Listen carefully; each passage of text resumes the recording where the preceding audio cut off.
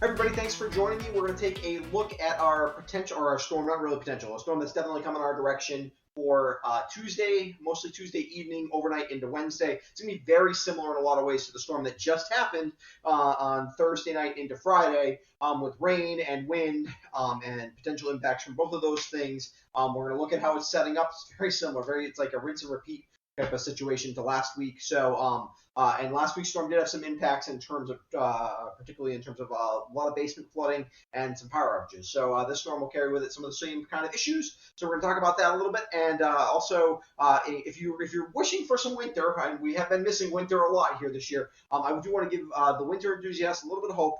There's been a storm that's looked like snow for a while now for the end of the week. It doesn't look like a massive snowstorm, but it does look like a snowstorm that could leave a decent amount of snow. So I'll have updates on that forecast as we go, but let's start off and take a look at the storm for Tuesday into Wednesday.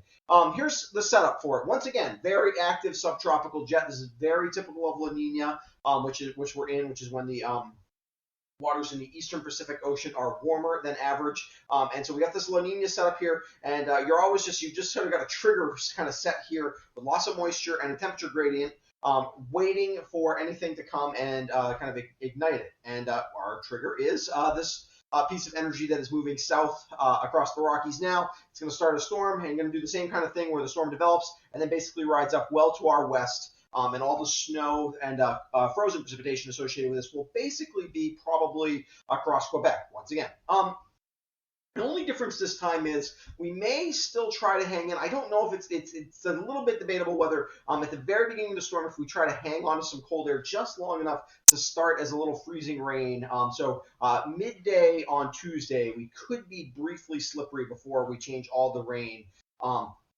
Probably less likely, but I did want to mention it as a possibility that we could possibly be a little slick on Wednesday morning. That actually happened with the last storm too, like last Thursday morning.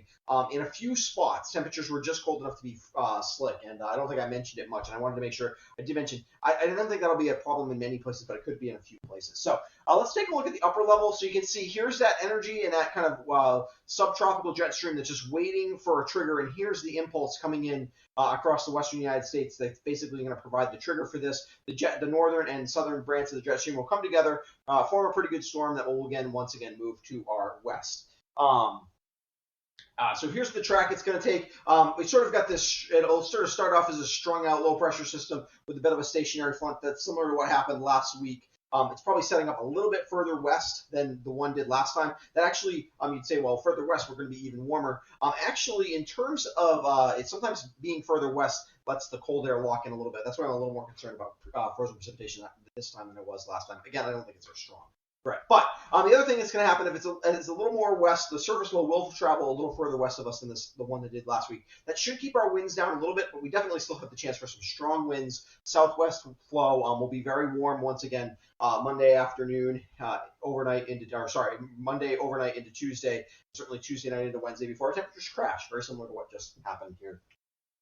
So Tuesday afternoon, you can see the storm kind of consolidates here southwest of Chicago. You can see flow still certainly out of the southwest. By this time, after the first couple hours here, we change anything over to just plain rain. And then the rain doesn't really get heavy until the storm, that's 2 slides, let's go back one, until the storm really does start to approach us. Again, the storm goes over western New York. Storm last week went a little bit east of this, and which got us into slightly stronger winds. But I still think Tuesday overnight, we're going to have to keep an eye on those southwest flow winds. I think we could see some power outages once again. I think they'll be similar in scope, where they weren't real widespread, although here in Londonderry we happen to have a pretty long duration one, 12 hours people lost power for. I think that would be kind of worst case scenario once again, not that it would necessarily happen in Londonderry where I live again, but somewhere in southern Vermont, you could see some of these places. I do think kind of western facing slopes up to like kind of in the Green Mountains. I think you're pretty safe if you're over in the Connecticut River Valley or even on the eastern side of the Greens. You're in pretty good shape in terms of power outages. It's mostly along the spine of the Greens and just to the west where I think we'll see most of those power outages that do occur, and I don't think they'll be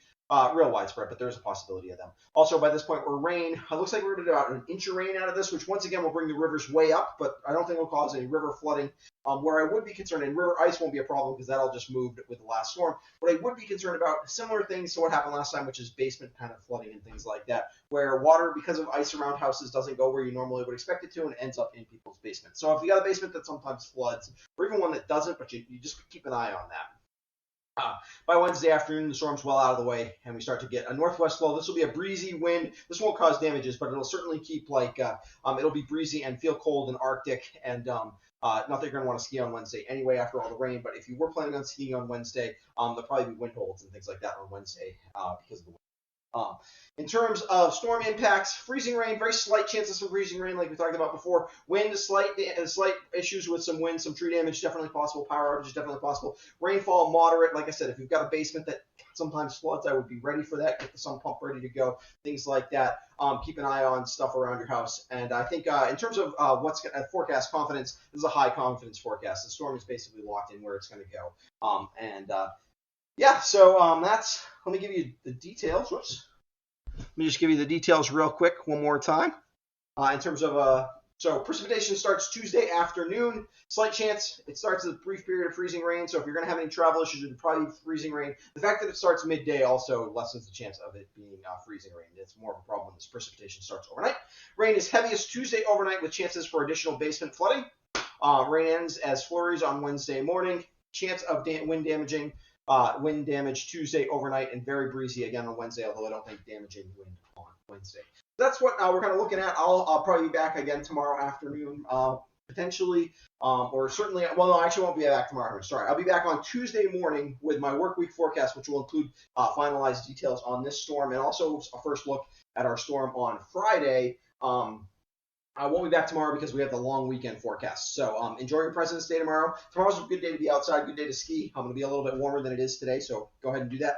And I want to give, if you haven't subscribed to my YouTube channel before, I would encourage you to do that. It helps make sure you don't miss any of these videos. And I want to give a quick shout out to my patrons who help support what I do here. And if you want to make sure that you, if you want to support the channel financially, you can become a patron. You get some, there's a few different ways, a few different benefits you can get from that. One is that I do extended forecast graphic for some people on the Weather Insider tier. There's weather to my email option, which means that if you don't want to have to search on Facebook or YouTube for these videos and you just want them emailed to you, the link emailed to you, I'm happy to do that for you if you become a patron. And also just if you want the weekend forecast, everybody gets a weekend forecast.